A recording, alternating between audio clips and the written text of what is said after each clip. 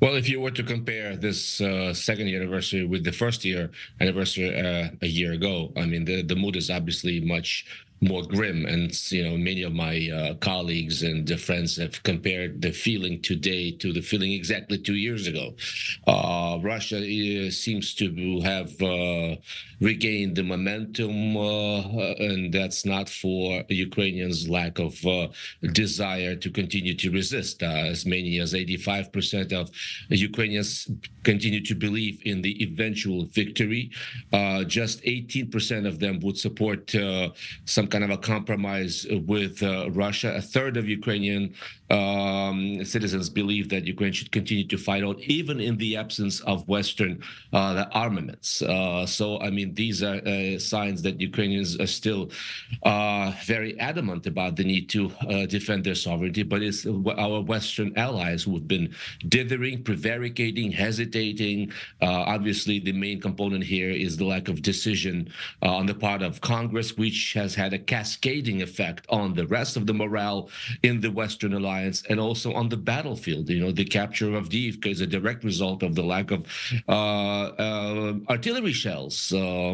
Russia probably beats Ukraine like 5-1 in some areas of the front when it comes to the number of artillery shells. As many as 2 million now are being produced by Russia, while Ukraine's allies are trying to come up with ways to sort of plug the holes in the Ukrainian arsenal and are slowly starting to ratchet up their military production. And the question is, will they have time? I mean, will it come in time to make a difference on the battlefield? So the mood is grim, but once again, not for a lack of our, resilience and, determination to continue to fight for our sovereignty. Well, you mentioned the impact of the lack of Western aid, specifically from the United States, how it's impacting the battlefield right now.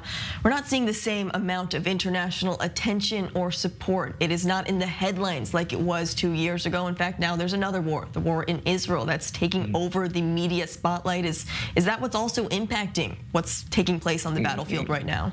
Well, obviously, some of the oxygen, was taken out by, on October 7th when Hamas decided to attack Israel. And by the way, I have to remind our viewers that Ukraine took the side of Israel unambiguously and unquestioningly right from the get-go, from the very first day. And Joe Biden, the American president, kind of made a bet that, by portraying these two conflicts as different as they are, as part of the same civilizational struggle, he included them in one aid package to be submitted to Congress. While we have seen how that worked out, not so well. But once again, I have no doubt in my mind that this is part of the same broad struggle between forces of liberal democracy, freedom of choice, freedom of expression, and other freedoms against forces of totalitarian control, of lies, of manipulations. So in that way, I see, Israel's struggle and Ukraine's struggle as very much similar and very much united in the same sort of quest for basic human dignity to live and human right to live in a free society. Well, Peter, quickly, as we go into this new year at war, what's going to define the year in terms of both on the battlefield and the geopolitics around the region?